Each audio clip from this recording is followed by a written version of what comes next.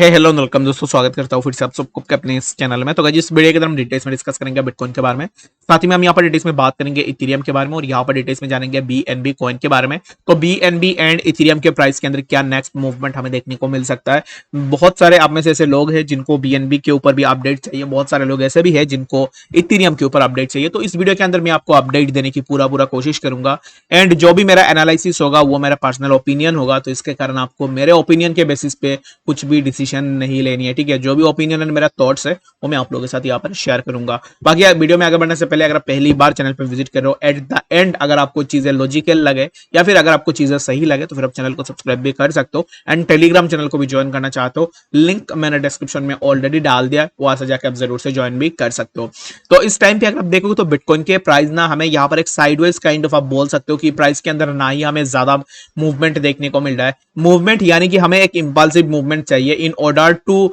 Show the some kind of movement in the market. तो यहाँ पर इसके लिए हमें बीटीसी के प्राइस के अंदर एक इंपल्सिव मूवमेंट चाहिए होगा, वेदर इट्स ऑन अपसाइड और डाउनसाइड, इसमें कोई भी दिक्कत नहीं है, बट यहाँ पर हमें एक इंपल्सिव मूव दिखना चाहिए। तो अब इस टाइम पे मार्केट जो है काइंड ऑफ एक साइडवाइज में स्टक इन हो चुका है, जहां पर कोई भी डिसाइड नहीं कर पा रहा है कि एग्जैक्टली कौन से डायरेक्शन के ऊपर वो मार्केट को लेकर जाएंगे। वेदर यहाँ पर या तो नीचे आए तो फिर हमें यहाँ पर एक डिसीजन मिल जाए कि एग्जैक्टली मार्केट जो है यहाँ पर नीचे की तरफ ही आ रहा है, या तो ऊपर जाए, हमें यहाँ से पता लग जाए कि एग्जैक्टली मार्केट जो है यहाँ से ऊपर की तरफ जा रहा है। तो अब इस टाइम पे हम यहाँ पर पता लगाएंगे कि एग्जैक्टली हम कैसे करके यहाँ पर आइडेंटिफाई कर सकते हैं कि एग्जैक्टली जो स्मार्ट मनीज है, जो इंस्टीट्यूशनल इन्वेस्टर्स है, वो नेक्स्ट मार्केट के अंदर अगर एंटर करेंगे तो कौन से डायरेक्शन के ऊपर वो मार्केट को लेकर जाएंगे और अब इस टाइम पे मार्केट का जो भी इंटरेस्ट है वो कौन से डायरेक्शन के ऊपर है, ठीक है। तो सबसे पहले तो यहाँ पर अब इस टाइम पे देखोगे तो प्राइस चल रहा है 27,144 और यहाँ पर ये जो जोन है, इसी जोन पे हमें ऑलरेडी प्राइस के लिए एक बार सपोर्ट देखने को मिला है। लाइक जस्ट बिफोर हमें इसी वीक से बीटीसी के प्राइस के लिए एक बार सपोर्ट देखने को मिला, ठीक है। तो समवेयर अराउंड इस यहाँ पर हमें एक बार सपोर्ट देखने को मिला एंड आफ्टर टेकिंग यहाँ पर ये जो जोन है, इसी जोन से प्रीवियसली तो बीटीसी ने अपना रेजिस्टेंस लिया और यहाँ से रेजिस्टेंस लेने के बाद प्राइस स्ट्रेट फॉरवर्ड हमें प्राइस के अंदर ड्रॉप डाउन देखने को मिला।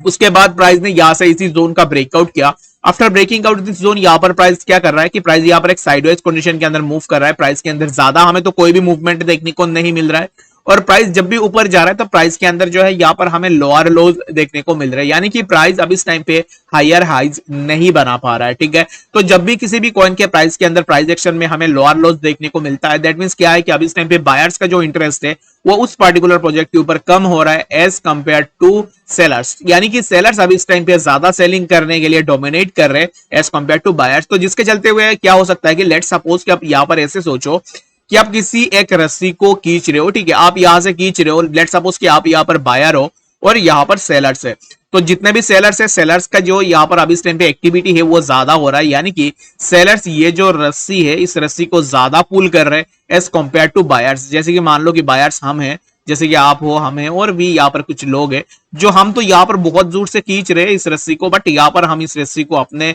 पास लेकर नहीं जा पा रहे। रीजन बिंग ये जो सेलर्स है यहाँ पर, ये जो यहाँ पर प्लेयर्स है, ये क्या कर रहे हैं कि एग्जैक्टली ये डोमिनेट कर रहे हैं उस पार्टिकुलर रस्सी के ऊपर, वो अपने एंड में ज्यादा खींच रहे इस पार्टिकुलर चीज को, जिसके कारण क्या हो रहा है कि हमें यहाँ पर मार्केट के अंदर बाइंग प्रेशर कम देखने को मिल रहा है। जो सेलर्स है वो सेलर्स अभी इस टाइम पे जो भी बाइंग है ना उन बाइंग को एब्जॉर्व कर रहे हैं, यानी कि आप अगर यहाँ पर थोड़ा बाइंग बना रहे हो, दैट मींस कि जब नेक्स्ट कैंडल हो रहा है उस कैंडल में सेलर उसी बाइंग को एब्जॉर्व करता जा रहा है। तो ये जो है ये चीज के कारण हम इस टाइम पे क्या हो रहा है कि हमें मार्केट के अंदर ना ही ज्यादा यहाँ पर एक इंपल्सिव मूव देखने को मिल रहा है, मार्केट एक काइंड ऑफ हमें जो है साइडवेज में देखने को मिल रहा है। तो जिसके चलते हुए नेक्स्ट हमें क्या मूवमेंट देखने को मिलेगा उसके ऊपर हम डिटेल्स में यहाँ पर डिस्कस करेंगे।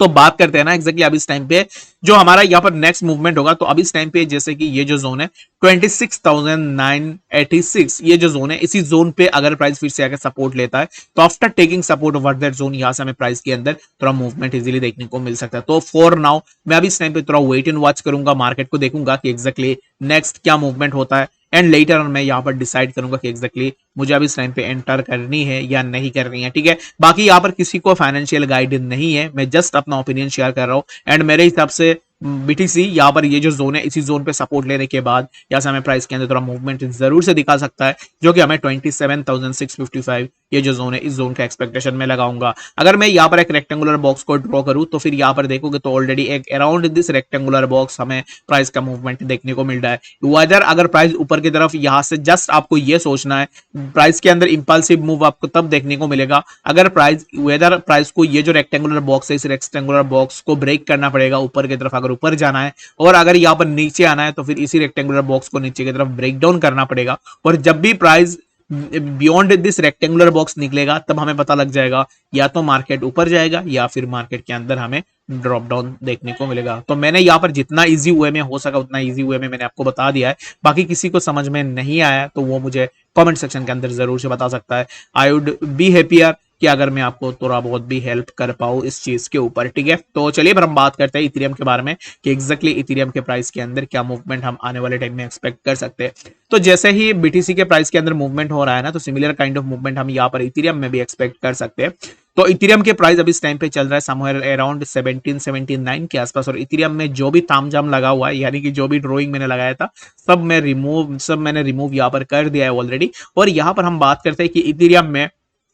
अगर हम प्राइस पैटर्न को देखते हैं या फिर अगर मूवमेंट देखते हैं तो according to price pattern and movement हमें इथेरियम के प्राइस के अंदर क्या मूवमेंट देखने को मिल सकता है। तो प्राइस को अगर आप देखोगे तो मैं इस चीज को भी सिंपल आपके लिए रखना चाहूंगा। तो सबसे पहले तो इथेरियम के लिए यहाँ पर जो वीक्स है उन वीक्स को मैं मार्क कर लेता हूँ ताकि आपके लिए थोड़ा इजी हो। तो यहाँ पर सबसे पहले तो हमें एक वीक देखने को मिला, तो ये जो वीक है यहाँ पर प्राइस आया था और उसके बाद यहाँ से हमें प्राइस के अंदर ड्रॉप डाउन देखने को मिला, तो उसको नंबर 1 जो है मैं यहाँ पर कंसीडर कर रहा हूँ। एंड लेटर ऑन जब प्राइस यहाँ से नीचे आया तो प्राइस के अंदर हमें यहाँ से जब प्राइस ने रेजिस्टेंस लिया, after taking resistance from that zone price लगातार नीचे आया और उसके बाद प्राइस ने एक साइडवेज कंडीशन के अंदर मूव की, ठीक है। तो ये जो साइडवेज कंडीशन में मूव था उसके बाद प्राइस ने थोड़ा एक हायर मूव दिखाने की कोशिश की, बट यहाँ पर अगर आप देखोगे तो हमें काइंड ऑफ एक डाइवर्जेंस सा चीज क्रिएट हुआ। यहाँ पर अगर आप देखोगे तो यहाँ से हमें एक काइंड ऑफ डाइवर्जेंस देखने को मिला इसी जोन पे, और उसके बाद हमें प्राइस के अंदर फर्दर ड्रॉप डाउन फिर से देखने को मिला। तो ये जो ड्रॉप डाउन हुआ था, ये ड्रॉप डाउन होने के बाद प्राइस के अंदर हमें थोड़ा मूवमेंट देखने को मिला, बट ये जो मूवमेंट था इस मूवमेंट ने इसी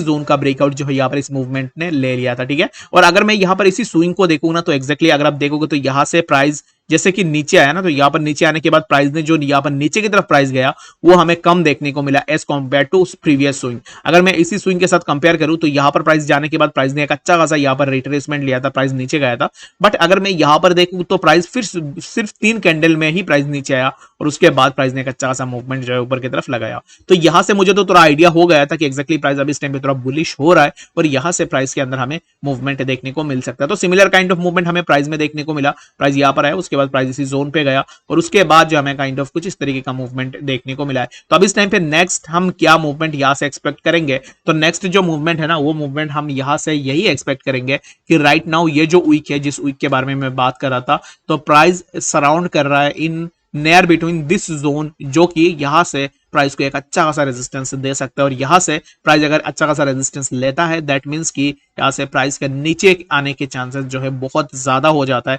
जिसके चलते हुए प्राइस यहां से बहुत अच्छा खासा नीचे आ सकता है, जो कि हमें 1709 एंड लेटर ऑन हमें प्राइस जो है इसी जोन पे देखने को मिल सकता है, जो कि है 1612 के आसपास, ठीक है। तो होप्स हो कि आपको यहाँ पर इथेरियम के बारे में समझ में आ गया होगा। तो अब इस टाइम पे इथेरियम में अगर हम एंट्री ले तो फिर एक्जैक्टली कौन से पॉइंट को हम कंसीडर कर सकते हैं कि इसी जोन का अगर ब्रेकआउट या फिर ब्रेकडाउन हो रहा है, दैट मीन्स कि हमें यहाँ पर एक क्लियरिफिकेशन मिल गया कि एक्जैक्टली हम कौन से डायरेक्शन में ट्रेड में जाएंगे।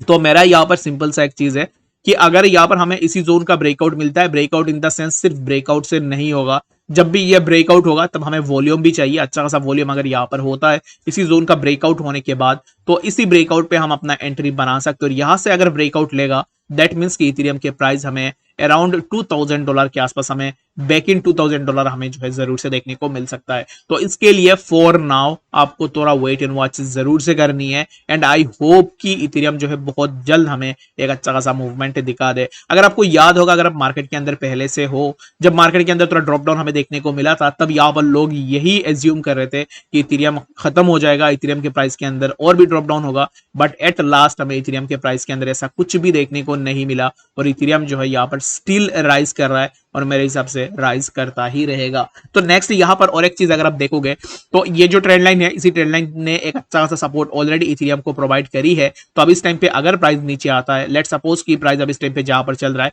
यहाँ से प्राइस अगर और भी नीचे आता है तो फिर हमें प्राइस देखने को मिलेगा इसी जोन पे 1749 और यहाँ पर सपोर्ट लेने के बाद हमें प्राइस के अंदर थोड़ा मूवमेंट जरूर से देखने को मिलेगा, जो कि समवेयर अराउंड 1823। तो आपके लिए दो ऑप्शंस रहेंगे। सबसे पहले ऑप्शन तो ये है कि ये जो जोन है इस जोन पे आप अपना लॉन्ग पोजीशन ओपन कर सकते हो। अगर इसी जोन पे सपोर्ट सस्टेन नहीं हो पाता, लेट सपोज कि यहाँ से अगर ब्रेकडाउन होता है तो इसी ब्रेकडाउन पे आप अपना यहाँ पर जो है शॉर्ट पोजीशन भी ओपन कर सकते हो। आपके पास दोनों ही ऑप्शन है, या तो आप शॉर्ट करो या तो लॉन्ग करो अकॉर्डिंग टू द कंडीशन। ठीक है, जो भी कंडीशन है उस कंडीशन के ऊपर बेस करके आप अपना यहाँ पर ट्रेड का सेटअप ले सकते हो। And the next thing would be that कि अगर यहाँ से प्राइस के अंदर हमें ब्रेकआउट देखने को मिलता है तो इसी ब्रेकआउट पे आप अपना एंट्री ले लो एंड वेल एंड गुड, यहाँ से हमें प्राइस के अंदर एक अच्छा सा मूवमेंट तो इजीली देखने को मिलेगा ही। होप सो की बातें आपको यहाँ पर डिटेल्स में समझ में आ गया होगा। बाकी आई डोंट थिंक सो कि कोई पे भी आपने ऐसे एनालिसिस देखा होगा, और ऐसे एनालिसिस करने में बहुत ज्यादा टाइम भी लगता है और यहाँ पर मेहनत भी लगती है। बाकी अगर आपको ऐसे एनालिसिस डिटेल्स में इन डेप्थ में चाहिए, आप मुझे कमेंट सेक्शन में जरूर से बता सकते हो। और मुझे इस वीडियो के अंदर समवेयर अराउंड 50 लाइक्स के आसपास चाहिए। अगर मुझे 50 लाइक्स के आसपास मिलते हैं तो मैं नेक्स्ट हर वीडियो के अंदर ऐसे ट्यूटोरियल जैसे आपको जो है यहाँ पर एनालिसिस समझाने की कोशिश करूंगा ताकि आप चीजों को इजीली समझ पाओ। ठीक है, मिलते हैं नेक्स्ट अपडेट्स के साथ, तब तक के लिए गुड बाय।